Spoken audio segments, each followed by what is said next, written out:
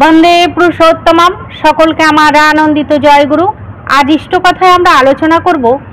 আমরা অনেক সময় দেখি আমাদের মনের ভেতরে ভবিষ্যতের উদ্বেগ নিয়ে আমাদের মন খারাপ হয়। হ্যাঁ, যে ভবিষ্যতে কি হবে এই ভাবনা চিন্তা করতে করতে আমাদের মন খারাপ হয়, শরীর খারাপ হয়। এই নিয়ে পরম দয়াল শ্রী শ্রী ঠাকুর কি কিছু সমাধান দিয়ে গেছেন? ঠাকুর তো সব কিছুর সমাধান দিয়ে গেছেন আমাদের। এর কি সমাধান দিলেন এই নিয়ে আমাদের একটু কিছু বল। বন্দে পুরুষোত্তমম। সকলকে আমার আনন্দিত জয়গুরু। এই যে ভবিষ্যতের উদ্বেগের জন্য অনেক মানুষের কিন্তু অনেক সমস্যা হয়ে থাকে, আমি জানি। শরীর মন সব খারাপ হয়ে যায়। এর ফলে কি হয়, বর্তমানে যে ভালো সুযোগ, ভালো সময়, সেই সময়টাকেও কিন্তু নষ্ট করে ফেলে।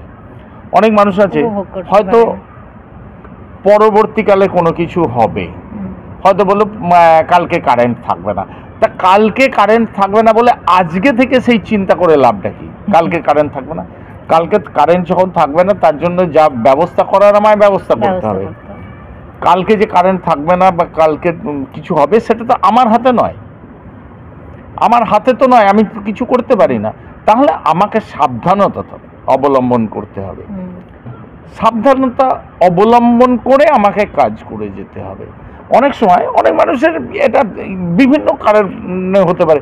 কাল যদি এটা হয়, এরপরে যদি এটা হয়, পরে যদি এটা হয়, এইরকম ভাবার কোনো কারণ নেই। কারণ সেগুলো আমাদের কারোর হাতেই নেই। আমাদের হাতে যেটা আছে কি, বর্তমানটাকে উপভোগ করা।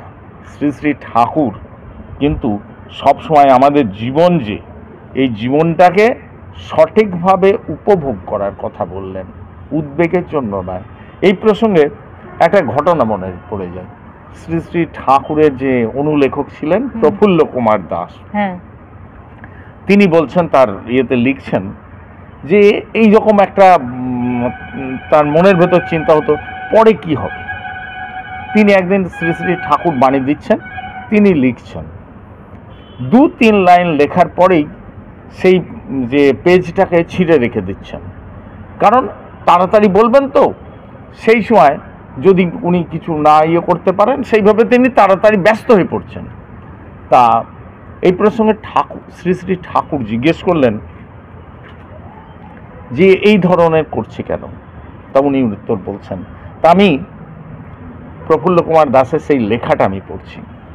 বলছেন উনি, একদিন সন্ধ্যায় শ্রী শ্রী ঠাকুর ছড়া দিচ্ছেন, প্যাডের কাগজে লিখছি। একখানা কাগজের 3-4 লাইন লেখা হতে না হতেই কাগজখানা প্যাড থেকে ছেঁড়ার জন্য ব্যস্ত হচ্ছিলাম। তা দেখে শ্রী শ্রী ঠাকুর জিজ্ঞাসা করলেন, অমন করছিস কেন? আমি ছিঁড়ে রাখছি যাতে অসুবিধা না হয়। তিনি বললেন, এটা আমি ছিঁড়ে রাখছি যাতে পরে অসুবিধা না হয়। শ্রী শ্রী ঠাকুর জিজ্ঞেস করছেন আবার, অত আগে ছেঁড়ার কারণ কি বলতে পারিস? প্রফুল্লদা বলছেন, আমার যা কারণ মনে হয় তা তো বললাম। তিনি বললেন তার যে ওই উদ্বেগ হচ্ছে যদি ঠিক মতো না হয়, বললেন।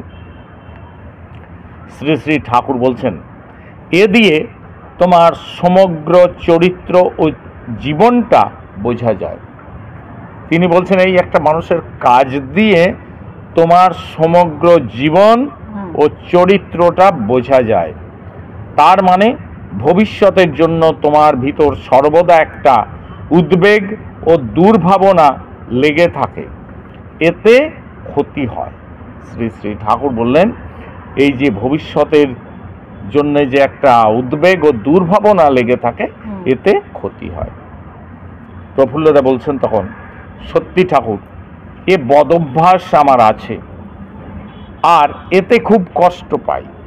প্রফুল্লদা বলছেন, আমার এই বদভ্যাস আছে এবং আমি খুব কষ্ট পাই।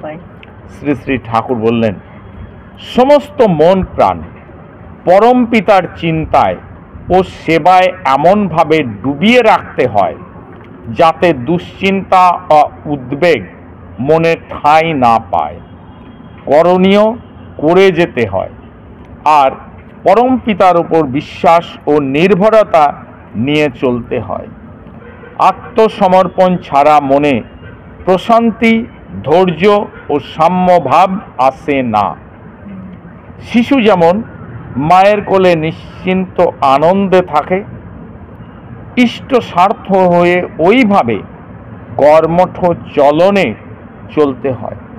এতে ভক্তি, মুক্তি, যোগ সবই সিদ্ধ হয়। এই দেহেই অমর আর অমৃত উপভোগ করা যায় এন্তার।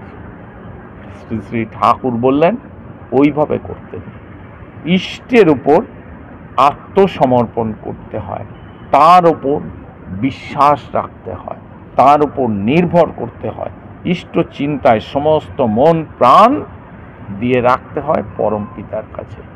তাহলে কিন্তু এই ধরনের যে উদ্বেগগুলো এগুলো থাকবে না। অনেক মানুষকে দেখেছি যে আবার অনেক কঠিন পরিস্থিতি, তার মধ্যেও সে কিন্তু টলে না, সব সময় আরে যা হবে হবে, পরম পিতা আছেন। হ্যাঁ, অনেকজন বলে যা হবে হবে, যা হবে হবে, আমি কি করব, এটা তো আমার হাতে নেই। এই যে ভাব, এই ভাবে থাকলে কিন্তু মানুষ খুশি হয় এবং তারা কিন্তু জীবনে আনন্দেও থাকে সব সময়, কোনো শরীর খারাপ করতে পারে না। এই যে একটা দুশ্চিন্তা, দুশ্চিন্তা তো মানুষের ক্ষতি হতে পারে না, বেড়ে যায়, কিন্তু সব সময় তো আমাকে আনন্দে থাকতে হবে। তাই শ্রী শ্রী ঠাকুর এইভাবে বললেন। আর তারপর থেকে আমাদের এই প্রফুল্লদা বলছেন, শ্রী শ্রী ঠাকুরের কথায় আমার চোখের সামনে যেন একটা নতুন জগৎ খুলে গেল। সেই থেকে ভবিষ্যতের জন্য দুশ্চিন্তা করার বদভ্যাস আমার ধীরে ধীরে নিরাকৃত হচ্ছে। যে ভবিষ্যতের জন্য এই দুশ্চিন্তা করার যে বদভ্যাস, এই বদভ্যাসটা চলে যাচ্ছে। তারপরে তিনি বলছেন এটাকে উপভোগ করতে পারছেন। আমাদের জীবনও কিন্তু তাই, দুশ্চিন্তা নিয়ে বাঁচার জন্য নয়। দুশ্চিন্তা নিয়ে থাকলে জন্ম জন্মান্তর এই দুশ্চিন্তাই থেকে যাবে। মানুষ কিন্তু দুশ্চিন্তা আসে কেন? দুশ্চিন্তাটা আসে মানে নির্ভরতা না থাকার জন্য। যা হবে হবে, কালকে ভবিষ্যতে কি হবে সেটা তো আমরা কেউ জানি না। তাহলে ভবিষ্যতের জন্য আমি কেন দুশ্চিন্তা করব? ভবিষ্যতের জন্য দুশ্চিন্তা করে কি হবে? একমাত্র ঈশ্বরই জানেন পরের মুহূর্তে কি হবে। আমরা কিছু যখন জানি না, তা আমাদের এই নিয়ে দুশ্চিন্তা করার কি আছে? এই প্রসঙ্গে, ভবিষ্যতের প্রসঙ্গে যে আমরা জানি না, এই প্রসঙ্গে একটা ঘটনা মনে পড়ে গেল, মহাভারতের ঘটনা। একদিন মহারাজ যুধিষ্ঠির, ধর্মরাজ, তিনি সন্ধ্যাবেলায় পূজা আহ্নিক করতে যাবেন। এমন সময় এক ভিক্ষুক এসছে ভিক্ষা চাইতে। তা ওই ভিক্ষুককে বলছেন, এখন তো আমি পূজা সারতে যাচ্ছি, তুমি কালকে এসো, কাল সকালে তোমায় ভিক্ষা দেব। এই কথা শুনে ভীমসেন শঙ্খ বাজানো শুরু করে দিয়েছে। ভীমসেন শঙ্খ বাজানো শুরু করে দিয়েছে। তা তখন ধর্মরাজ জিজ্ঞেস করছেন, আরে শঙ্খ বাজাচ্ছিস কেন, শঙ্খ বাজাচ্ছেন কেন? তা বলছে, মহারাজ ভবিষ্যতে কি হবে সেটা একমাত্র ঈশ্বরই জানেন। তা আপনি ভবিষ্যতের কথা জেনে গেলেন যে ওই ভিক্ষুক কাল সকালে আপনার কাছে আসবে আর আপনি কালকে ভিক্ষা দেবেন, ভবিষ্যতের কথা জেনে গেলেন, এই জন্যই আমি এই শঙ্খ বাজাচ্ছি। তা এই ধর্মরাজ যুধিষ্ঠির বুঝতে পারলেন যে সত্যি তো ব্যাপারটা তো তা নয়, পরবর্তী মুহূর্তে কি হবে আমি কি জানি। তাই তখন তিনি ওই ভিক্ষুককে আবার ডাকালেন, ডাকিয়ে ভিক্ষা দিলেন। তাই ভবিষ্যতের জন্য আমার উদ্বেগ করার কি আছে? সুন্দর উদাহরণটা, এটা একটা ঘটনা মহাভারতের, সে যাই হোক। তা আমরা ভবিষ্যতের মুহূর্তে কি হবে আমরা জানি না। তা এই মুহূর্ত তো আমার কাছে ভালো, তা এই মুহূর্তটা যখন আমার কাছে ভালো আছে, তা আমি এই মুহূর্তটাকে উপভোগ করব না কেন? আর এইটা যদি আমরা না করতে পারি তাহলে কি হয়, আমাদেরই ক্ষতি হয়। ধীরে ধীরে আমাদের শরীরই ক্ষতি হবে, মনে আঘাত পাবো, দুঃখ পাবো, জীবনটাকে উপভোগ করা যাবে না। তা এই ভেবে তো কোনো লাভ নেই ভবিষ্যতের জন্য। তাহলে ভবিষ্যতের জন্য ভাববো না বললে কি হয় না? ভবিষ্যতের জন্য ভাবনা এটা বন্ধ করতে গেলে হতে হবে ইষ্ট প্রাণ, পরম পিতার উপর বিশ্বাস, তার এটাই উপর হচ্ছে- বিশ্বাস, যে তার উপর বিশ্বাস, নির্ভরতা, আর সেই বিশ্বাস করে আমাকে কর্ম করে যেতে হবে, কর্ম। আমাকে আমার কর্ম করে যেতে হবে। এটা নয় যে আমি কর্ম করব না। পরম পিতার উপর বিশ্বাস করা মানে এই নয় যে হাল ছেড়ে দিয়ে বসে থাকা। ভগবান শ্রীকৃষ্ণ কি বলছেন? কর্মেই তোমার অধিকার, তুমি কর্ম করে যাও, ফল কি হবে তারা- সেটা তিনি জানেন। তিনি বলছেন কি, আমি তোদের মেরেই রেখেছি। হুম। অর্জুনকে বলছেন তুমি নিমিত্ত মাত্র, তুমি বাণ চালাবে, হুম। তুমি বাণ চালাবে, তুমি নিমিত্ত মাত্র। তার মানে কি, আমাদের সংসার জগতেও সবকিছু কিন্তু পরমপিতা করেই রেখেছেন। আমাদের ওই উপলক্ষ মাত্র, আমরা ওই যে কোনো কাজে আমাদের আপ্রাণ চেষ্টা করে যেতে হবে। সেই মুক্তি যা হবার নিয়ে যাবে। তিনি করবেন। তিনি বলছেন না আমি তোদের মেরেই রেখেছি, হুম। তুমি কি করবে? তুমি কেবল নিমিত্ত মাত্র, তুমি বাণ চালিয়ে তুমি ওই ইয়ের যোগ্য অধিকারী হবে, তুমি সুনাম অর্জন করবে, তোমার কর্ম তুমি করবে। তাই আমাদের কর্ম করে যেতে হবে, এই বিশ্বাসটা আমাদের রাখতে হবে, তাহলেই কিন্তু আর দুশ্চিন্তা থাকবে না। ঠিক আছে? হুম। জয় গুরু। জয় গুরু। খুব সুন্দরভাবে এটা জেনে নিলাম, এর কি সুন্দরভাবে উদাহরণ দিলেন আমাদের। বা আমরা সত্যি মানে এক এক সময় এমন ভাবনা চিন্তা নিয়ে বসে পড়ি যে ভবিষ্যতের কথা ভেবে কি হবে, তখন আমাদের মন খারাপ হয়ে যায়।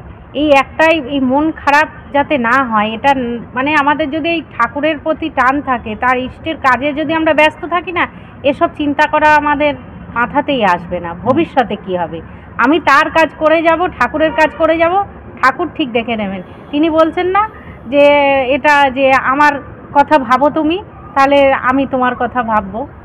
ভাবজ বসে ভাবজ চলবে চলবে কিসে, কিসে, ভাববার তুমি কে? হুম। ভাববার যিনি ভাবছেন তিনি, তুমি ভাবো তাকে। তাকে। এইটাই আমাদের করতে হবে। আপনারা সবাই ভালো থাকবেন, সুস্থ থাকবেন, পরম দয়ালকে নিয়ে আনন্দে থাকবেন। জয় গুরু। বন্দে পুরুষোত্তমম।